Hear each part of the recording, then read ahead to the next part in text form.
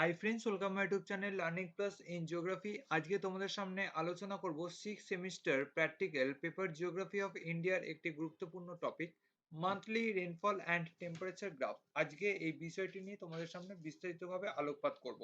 তো প্রথমে সরাসরি প্র্যাকটিক্যালে আসার আগে একটু থিওরিক্যালি কনসেপ্ট আমরা আলোচনা করে নেব যে এই রেনফল টেম্পারেচার গ্রাফ জিনিসটা কি।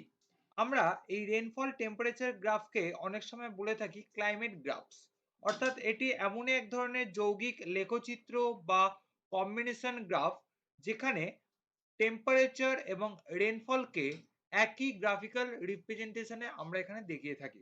এখানে আমরা মাসিক উষ্ণতা যেটা অ্যাভারেজ টেম্পারেচারকে আমরা সরল রেখাচিত্র বা লাইন গ্রাফ এবং মাসিক বৃষ্টিপাত অ্যাভারেজ রেনফলকে আমরা স্তম্ভচিত্র বা বার গ্রাফের মাধ্যমে এখানে দেখিয়ে থাকি।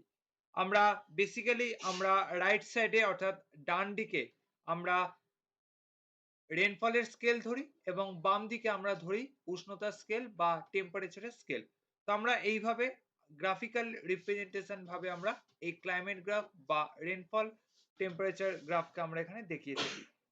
এক্ষেত্রে স্তম্ভের অনুভূমিক বিস্তার দ্বারা মাসের বিভিন্ন দিনের যে অবস্থান বা তার যে উচ্চতার দ্বারা ওই মাসের বৃষ্টিপাতের যে প্রকৃতি তাকে আমরা এখানে বুঝিয়ে থাকি এই দুই ধরনের ভেরিয়েবলের মাধ্যমে।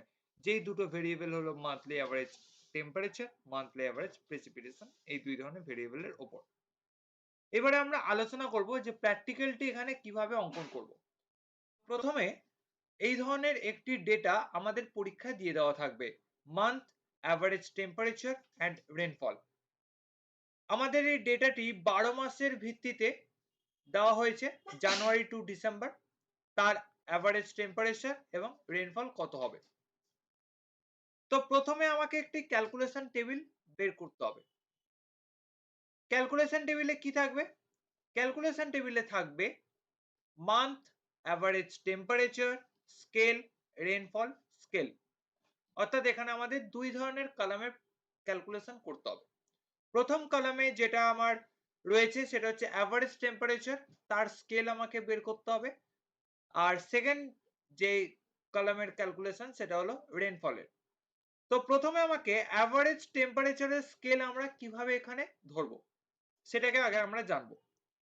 তো প্রথমে যখন আমরা অ্যাভারেজ টেম্পারেচারের স্কেল ধরবো তখন আমাকে প্রথমে মাথায় রাখতে হবে যে সেই কলামের হাইয়েস্ট ভ্যালু কত আর সেই কলামের লোয়েস্ট ভ্যালু কত।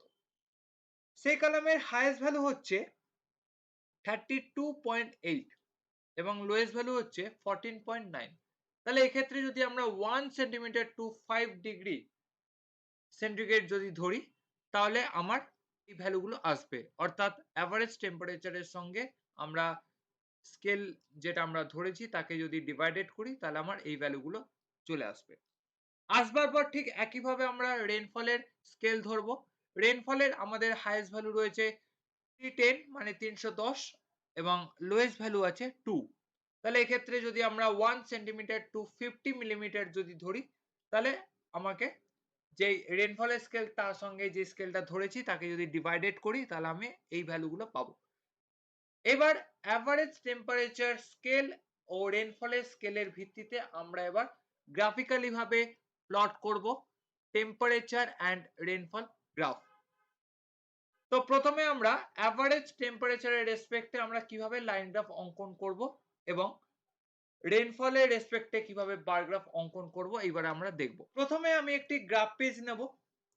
গ্রাফ পেজে ভার্টিক্যালে আমরা দেখাবো বাম দিকে টেম্পারেচার এবং ডান দিকে দেখাবো রেনফল, যেটা আমি আগেই আলোচনা করে দিয়েছি।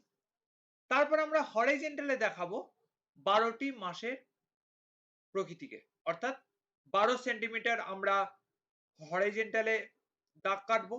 সেখানে 1 সেন্টিমিটার করে জানুয়ারি, ফেব্রুয়ারি, মার্চ, এপ্রিল, মে, জুন, জুলাই, আগস্ট, সেপ্টেম্বর করে আমরা 12 মাসের নাম লিখব এবং ভার্টিক্যালে আমরা বাম দিকে দেখাবো টেম্পারেচার এবং ডান দিকে দেখাবো রেনফল। এইবারে আমরা প্রথমে দেখব টেম্পারেচার।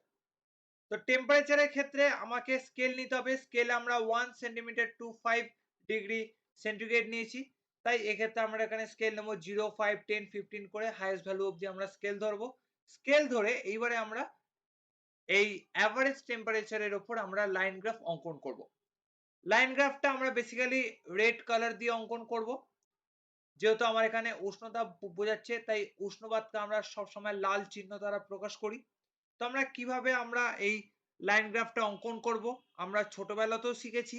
ক্লাস 11 এ যখন স্কুলের প্র্যাকটিক্যাল করেছি তখন আমরা কিভাবে লাইন গ্রাফ অঙ্কন করতে হয় আমরা শিখেছি। ঠিক এইখানেও ঠিক সেম প্রসেসে কিন্তু আমাদের লাইন গ্রাফ অঙ্কন করতে হবে।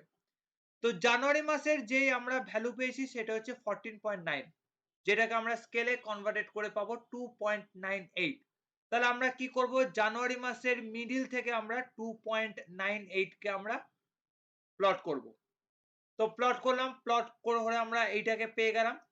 পাওয়ার পর ঠিক ফেব্রুয়ারি মাসের মিডলে আমরা দেখতে পাচ্ছি অ্যাভারেজ টেম্পারেচার আছে 18.6 মানে 3.72। তাহলে আমরা ফেব্রুয়ারি মাসের মিডিলে আমরা 3.72 আমরা এখানে প্লট করে নিলাম। প্লট করার পর ঠিক একইভাবে মার্চ মাসের একটি ডেটা নেব। মার্চ মাসের ডেটাতে আমরা দেখতে পাচ্ছি অ্যাভারেজ টেম্পারেচার রয়েছে 24.3 অর্থাৎ 4.86। তো সেটা আমরা মার্চ মাসের মিডলে বসিয়ে আমরা 4.86 কেটে নিলাম। কেটে নেওয়ার পর তারপরে আমরা এপ্রিল অর্থাৎ যেখানে অ্যাভারেজ টেম্পারেচার আমার দেওয়া আছে 13.3 অর্থাৎ স্কেলে যদি কনভার্টেড করি তাহলে 6.06। তাহলে আমরা এইভাবে এপ্রিল মাসের মিডিল থেকে আমরা 6.06 আমরা প্লট করে নিলাম। প্লট করে নেওয়ার পর ঠিক একইভাবে মে, জুন, জুলাই, আগস্ট করে আমরা ডিসেম্বর অবধি আমরা এখানে প্লট করব। প্লট করে নিয়ে যে বিন্দুগুলো পাবো সেই বিন্দুগুলোর রেসপেক্টে আমরা লাল রঙের পেন দিয়ে বা রেড কালার দিয়ে কিন্তু আমরা হাত দিয়ে কিন্তু আমরা এখানে দেখাবো। এইভাবে আমাদের লাইন গ্রাফটি এখানে সম্পূর্ণ হবে এবং সম্পূর্ণ হওয়ার পর আমরা ঠিক এই লাইন গ্রাফের ওপর ভিত্তি করেই আমরা অঙ্কন করব বার গ্রাফ রেনফল ডেটার রেসপেক্টে। তাহলে আমরা এবার দেখে নিই কিভাবে এই লাইন গ্রাফের ওপর আমরা অঙ্কন করব বার গ্রাফ। তো বার গ্রাফ অঙ্কনের ক্ষেত্রে আমি প্রথমে এখানে ডেটাগুলোকে নিয়ে নিয়েছি, যেখানে রেনফলের ডেটা এবং তার স্কেলের যে ক্যালকুলেশনটি করেছিলাম। তো রেনফলের ক্ষেত্রে স্কেল নিয়েছি 1 সেন্টিমিটার টু 50 মিলিমিটার। ঠিক একইভাবে তাহলে ডান দিকে আমরা স্কেল নিয়ে নেব 0, 50, 100, 150, 200, 250 এইভাবে আমরা হাইয়েস্ট ভ্যালু অবধি আমরা স্কেল নিয়ে নেব। স্কেল নিয়ে নেওয়ার পর এইবারে আমরা অঙ্কন করব বার গ্রাফ। তাহলে আমরা প্রথমে দেখতে পাচ্ছি জানুয়ারি মাসে রেনফল দেওয়া রয়েছে 19 অর্থাৎ যেখানে স্কেল রয়েছে 1 সেন্টিমিটার টু 50 মিলিমিটার। তাহলে আমরা জানুয়ারি মাসের যে ঘরটা পেয়েছি সেই জানুয়ারি মাসের ঘরে আমরা 0.38 আমরা এখানে বার গ্রাফ অঙ্কন করে নিলাম। অঙ্কন করে নেওয়ার পর ফেব্রুয়ারি মাসে রয়েছে 0.50। তো সেটাকে আমরা এখানে অঙ্কন করলাম। অঙ্কন করবার পর মার্চে রয়েছে 0.28 সেটাকে অঙ্কন করলাম। এপ্রিলে রয়েছে 0.18 এটাকেও অঙ্কন করলাম। তারপরে আছে 0.34 এটাকেও অঙ্কন করলাম। তো এইভাবে আমরা স্কেলের রেসপেক্টে প্রত্যেকটা মান্থ ওয়াইজ আমরা বার গ্রাফ এখানে অঙ্কন করে নেব। তো এইভাবে আমার বার গ্রাফ গুলো এখানে অঙ্কন হয়ে যাবে। অঙ্কন হয়ে যাওয়ার পর এইবারে আমরা ফাইনালি ভাবে আমরা এই যে বার গ্রাফকে আমরা ব্লু কালার দিয়ে অঙ্কন করব, যেহেতু বৃষ্টিপাতকে আমরা নীল রং দ্বারা প্রকাশ করি এবং উষ্ণতাকে আমরা লাল রং দ্বারা প্রকাশ করি, তাই লাইন গ্রাফকে আমরা রেড কালার লাইন দিয়ে দেখাবো এবং বার গ্রাফকে আমরা ব্লু কালার লাইন দিয়ে দেখাবো।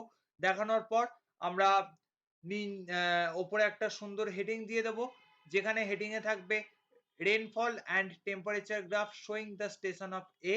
লিখে নিয়ে আমরা ডান দিকে একটা লিজেন্ড করে নেব। লিজেন্ড করে নেওয়ার পর আমরা এটিকে দেখিয়েছি টেম্পারেচার ইন সেন্টিগ্রেড এবং আমরা ডান দিকে এটিকে দেখিয়েছি রেনফল ইন মিলিমিটার এবং নিচে আমরা হরিজন্টালে দেখিয়েছি মান্থ। তো আমরা এইভাবে কিন্তু আমরা রেনফল অ্যান্ড টেম্পারেচার গ্রাফ এখানে অঙ্কন করতে পারি। অঙ্কন করে নেওয়ার পর এখানে একটা সুন্দর ইন্টারপ্রিটেশন একটা লিখতে হবে, যেখানে ইন্টারপ্রিটেশন লিখতে গেলে আমাকে এখানে কন্ডিশন দেখতে হবে যে আমার উষ্ণতার পরিমাণ এবং বৃষ্টিপাতের পরিমাণ কতটা পর্যায়ে রয়েছে, অর্থাৎ সেটা কোন জলবায়ুকে প্রকাশ করছে সেটাকে আমরা দেখাবো। বেসিক্যালি ভাবে যদি আমরা ইন্ডিয়ার ক্লাইমেটের ডেটা যদি নিই তাহলে কিন্তু বেশিরভাগ ক্ষেত্রে কিন্তু মনসুন ক্লাইমেটকে ইন্ডিকেট করে। যদি আমরা ইন্ডিয়া ছাড়া যদি অন্য কোনো ডেটা নিই তাহলে কিন্তু সেক্ষেত্রে কিন্তু আমার মনসুন ক্লাইমেটকে কিন্তু ইন্ডিকেট করবে না। তখন কিন্তু সেক্ষেত্রে উষ্ণতার পরিমাণ এবং বৃষ্টিপাতের পরিমাণের যে তারতম্য, যে আমরা এই যে লাইন গ্রাফ এবং বার গ্রাফের মাধ্যমে যা দেখতে পারবো তার উপর ভিত্তি করে কিন্তু আমরা একটা ইন্টারপ্রিটেশন লিখতে পারবো। অর্থাৎ এখানে ইন্টারপ্রিটেশন লেখার মূল কারণটা হলো যে আমরা এই লাইন গ্রাফ এবং বার গ্রাফের মাধ্যমে আমরা যে রেইনফল অ্যান্ড টেম্পারেচার যে গ্রাফটা অঙ্কন করলাম তার মাধ্যমে আমরা কি বুঝতে পারছি যে সেই অঞ্চলের বৃষ্টিপাত বা উষ্ণতাটা কোন জলবায়ুকে ইন্ডিকেট করছে। যদি আমরা ভারতীয় যদি কোনো ডেটাকে যদি নিই বা ইন্ডিয়ান ডেটাকে যদি নিই তাহলে কিন্তু বেশিরভাগ ক্ষেত্রেই কিন্তু সেটা মনসুন ক্লাইমেট বা মৌসুমী জলবায়ুকে কিন্তু ইন্ডিকেট করবে। বা যদি তাছাড়া যদি অন্যান্য কোনো ডেটা নিই তাহলে সেটা অন্যান্য জলবায়ুকে ইন্ডিকেট করবে। তখন কিন্তু সেক্ষেত্রে আমার বৃষ্টিপাতের পরিমাণ এবং উষ্ণতার যে তারতম্য তার উপর ভিত্তি করে সেটা কোন জলবায়ুর অন্তর্গত হচ্ছে সেটাকে কিন্তু আমরা অ্যানালাইসিস করতে পারবো। তো এই হলো আমার রেনফল এবং টেম্পারেচার গ্রাফের সম্পূর্ণ ভিডিওটি। তো বন্ধুরা যদি আমার এই ভিডিওটি ভালো লেগে থাকে তাহলে অবশ্যই লাইক শেয়ার অ্যান্ড সাবস্ক্রাইব করবে। আমরা তোমাদের পাশে ছিলাম আছি থাকবো। মনে রাখবে লার্নিং প্লাস মানে হলো শিক্ষাই সমাজের আসল পরিচয়। নমস্কার।